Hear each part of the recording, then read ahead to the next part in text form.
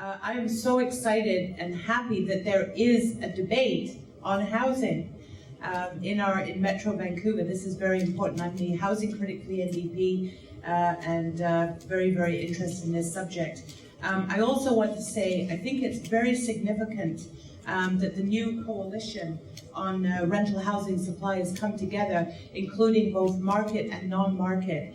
This is a very new development in Metro Vancouver, and I think is an indication of how serious the housing affordability crisis is in Vancouver when these partners have come together, because to me that's a first in the history of housing in Metro Vancouver.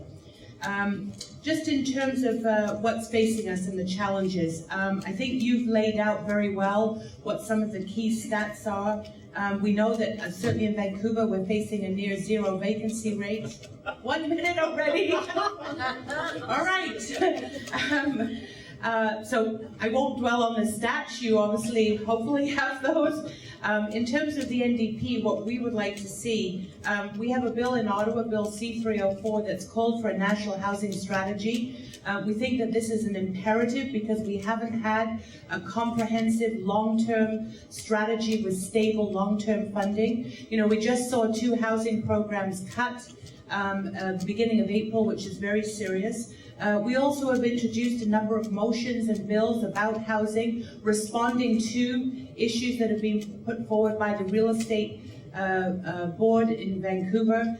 So I feel we've been very responsive. So I think what we have to ensure is that this is high on the agenda in Ottawa and that there is a commitment to a long-term, stable, national housing strategy that's actually going to deliver the affordability that we need to see in Metro Vancouver. You ask, what do I see are the challenges facing the Greater Vancouver with regards to housing? This actually ties in. I don't think you can separate the issues of the overall economic health of Canada, British Columbia, and the Lower Mainland and separate that from the issue of housing. I think Canada is leading the G7 in economic growth. We have the lowest taxes in 50 years. We've regained every job that we've lost in the recession. Canada's economic action plan is seen internationally as the model that other countries should follow for economic growth, prosperity, and job creation. So we think a strong economy, more money in people's pockets, a balanced economy moving forward with key investments into housing is the way to go forward to make sure that Canada's and British Columbia's and the Greater Vancouver's real estate industry remains strong and healthy going forward. Specifically with regard to the Lower Mainland, we've invested, as you know, to extend the Evergreen SkyTrain extension to the northeast sector. We've made more investments into roads and physical infrastructure in the Lower Mainland than any government before in Canadian history. It is asked here what we will do with regard to housing. In our economic action plan, which was our 2-year plan to fight the global recession, we had unprecedented infrastructure into social housing, $2 billion.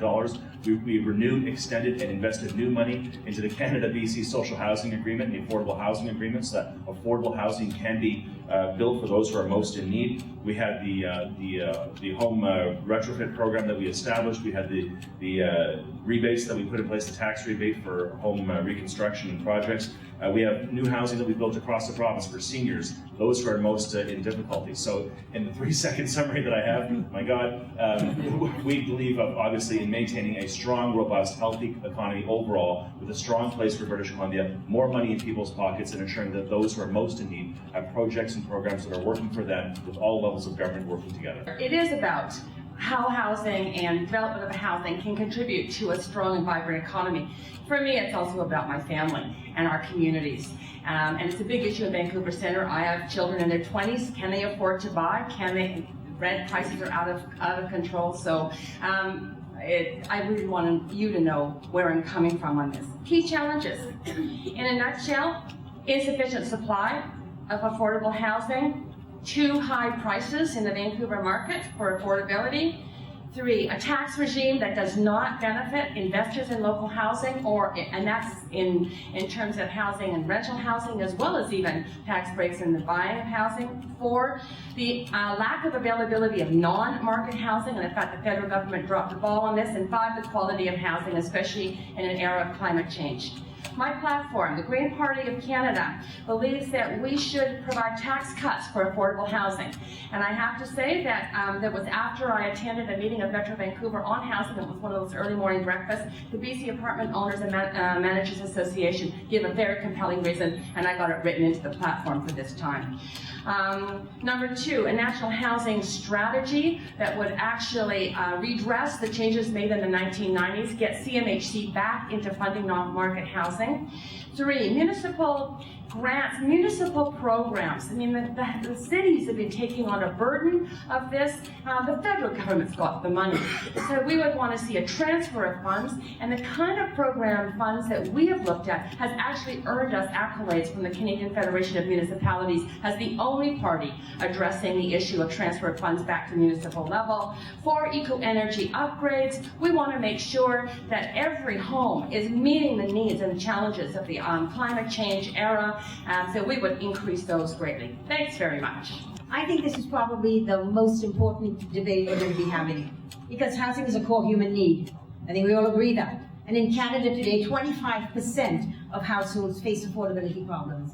In the GVRD, we know that there are actually 40,000 new people coming into the GVRD every single year, and their need every year is about 6,500 new rental units. Well, we're not meeting that at all.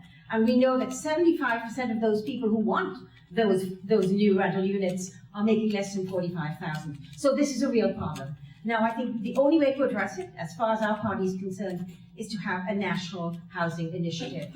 And that's a partnership that we must create. It's no longer good enough for us to all do our own thing and just talk to each other. We need to form a clear partnership, which is what you've done today in terms of having this debate, with government, provincial governments, federal governments will take the leadership role, with the municipal governments, with non-profit sectors, with co-op housing, and together bring market housing and non-market housing to the fore. And I think one of the most important things that we need to do is to take CMHC back into the housing game, create a minister for housing that will coordinate all of these housing needs, to stimulate affordable housing stock, to stop the changing of rental housing today that's affordable into high-rent housing, which is moving people out of affordable housing, and to allow young families who cannot afford housing in the GVRD to be able to afford some kind of, with modest incomes, to have some hope of affording to begin to start a housing stock for themselves and their families. Because you cannot do anything else if you don't have a roof